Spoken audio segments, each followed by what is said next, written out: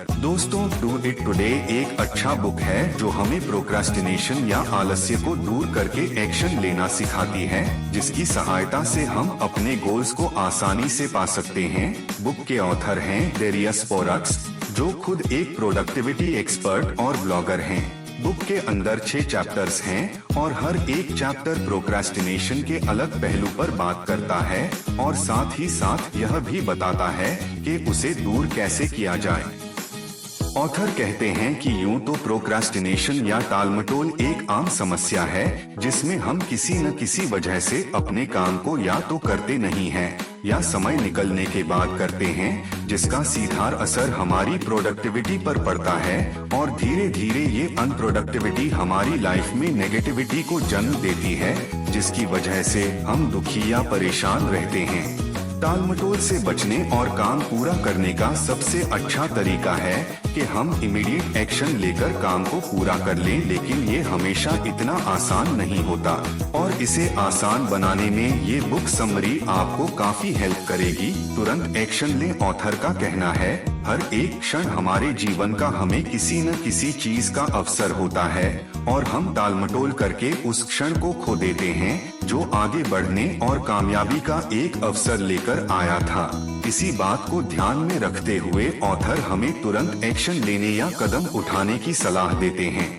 भले ही वह कदम कितना भी छोटा क्यों न हो, लेकिन आवश्यक ये है कि कदम तब उठाया जाए जब उसकी जरूरत हो। समय निकलने के बाद एक्शन लेना सांप के भाग जाने के बाद लाठी पटकने जैसा है, जिसका कोई फायदा नहीं होने वाला है। ऑथर हमें प्रेजेंट बायस के बारे में भी बताते हैं, जिसमें लोग लॉन्ग टर्म बेनिफिट की न सोचकर इमीडिएट प्लेजर के चक्कर में फंस जाते हैं। वह कहते हैं कि ये बायस इसलिए हमारे लिए नुकसानदायक है क्योंकि इसमें अक्सर हम उन कामों को टाल देते हैं जो लंबे समय तक हमारे लिए फायदेमंद होंगे। ऑथर प्रोक्रास्टिनेशन से पार पाने के लिए कुछ सुझाव देते हैं, जैसे कि काम को छोटे छोटे स्टेप्स में विभाजित कर लेना, जिससे काम करने में भी आसान हो और हमें उसे करने के लिए ज्यादा सोचना भी न पड़े। इसके अलावा हमें अपने लिए डेडलाइंस सेट करके काम करना चाहिए। बिना डेडलाइन के कोई भी काम समय पर खत्म नहीं हो पाएगा और एक बार जब आप कोई काम पूरा कर लें तो खुद को इनाम देना या रिवॉर्ड करना न भूलें। देरी पर काबू पाना। यह समझने के बाद कि प्रोक्रास्टिनेशन आखिर होता क्या है, ऑथर ने इस चैप्टर में हमें प्रोक्रास्टिनेशन की वजह समझाने की कोशिश की है और बताया है कि प्रोक्रास्टिनेशन के पीछे अक्सर मनोवैज्ञानिक कारण काम करते हैं। वह कहते हैं कि टालमटोल का एक मुख्य कारण डर होता है। कोई विफल होने से डरता है क्योंकि उन्हें लगता है कि दुनिया उन्हें फेलियर के रूप में याद रखेगी। कुछ लोग ऐसे भी होते हैं जो सफलता से डरते हैं। ऑथर आगे कहते हैं कि टालमटोल करने की अन्य वजह लैक ऑफ मोटिवेशन और लैक ऑफ सेल्फ डिसिप्लिन भी हो सकता है। ऑथर कहते हैं कि ऐसी कई तकनीकें हैं जिनका उपयोग विलंब पर काबू पाने के लिए किया जा सकता है। वह कहते हैं कि विलंब पर काबू पाने के लिए सबसे ज्यादा जरूरी चीज सेल्फ डिसिप्लिन और विल पावर है। सेल्फ डिसिप्लिन यानी आत्मानुशासन का मतलब है अपने इम्पल्सेस पर कंट्रोल करना और विल पावर अपने गोल्स को पाने के लिए प्रयास करने की क्षमता है। ये दोनों गुण विलंब पर काबू पाने के लिए जरूरी इसलिए हैं क्योंकि ये हमें काम को टालने की टेम्पटेशन तो रेसिस्ट करने और ट्रैक पर बने रहने में मदद करते हैं। वैसे तो विलंब पर काबू पाना आसान नहीं है, लेकिन इसके पीछे के मनोवैज्ञानिक कारणों को समझकर और ऊपर दी गई युक्तियों का पालन करके इस पर काबू पाना संभव है। उत्पादकता में महारत स्केड्यूल कैलेंडर में टाइम फिक्स करना होता है, जिसे टाइम ब्लॉकिंग या कैलेंडर ब्लॉकिंग भी कहा जाता है। टाइम ब्लॉक करने से न सिर्फ हमें ज्यादा ऑर्गेनाइज्ड रहने में मदद मिलती है, बल्कि हम डिस्ट्रैक्शंस से भी बच सकते हैं। 2 मिनट रूल। इस नियम के अनुसार हमें छोटे कामों को तुरंत पूरा कर लेना चाहिए, भले ही उसमें 2 मिनट का समय ही क्यों न लगे। ऐसा करके हम विलंब से बच सकते हैं और बड़े तथा जरूरी कामों के लिए समय भी निकाल सकते हैं। दोस्तों, इन टेक्निक्स का उपयोग करके आप भी अपनी प्रोडक्टिविटी को बढ़ा सकते हैं और सफलता की ओर अग्रसर हो सकते हैं। आदतों की शक्ति संकेत को पहचाने। हमें सबसे पहले उस क्यू को पहचाना होगा जो उस आदत को ट्रिगर करता है जिसे हम बदलना चाहते हैं। जब हम क्यू को पहचान लेते हैं तो हम अपनी आदत को बदलने के लिए प्लान बना सकते हैं। नया रूटीन बनाएं। क्यू को पहचाने के बाद हमें नई आदत को बनाने के लिए एक रूटीन बनाना होगा। नया रूटीन ऐसा होना चाहिए जिसे फॉलो करना आसान हो और जिसे हम एंजॉय भी कर सकें। खुद को रिवॉर्ड दें। जब हम किसी नई आदत को बनाने के लिए जरूरी एक्शन ले चुके हों तो हमें खुद को रिवॉर्ड देना नहीं भूलना चाहिए। रिवॉर्ड न सिर्फ नई आदत को मजबूत बनता है बल्कि ये भी इंश्योर करता है कि हम इसे लंबे समय तक जारी रखें। ऑथर द्वारा दिए गए सुझावों का पालन करके हम भी अच्छी और सकारात्मक आदतें बना सकते हैं और कंटिन्यूअस एक्शन लेने का फायदा खुद देख सकते हैं। मोमेंटम बनाएं। डू इट टुडे के इस चैप्टर में ऑथर डेरियस ओरॉक्स हमें मोमेंटम के बिना प्रोग्रेस संभव नहीं है।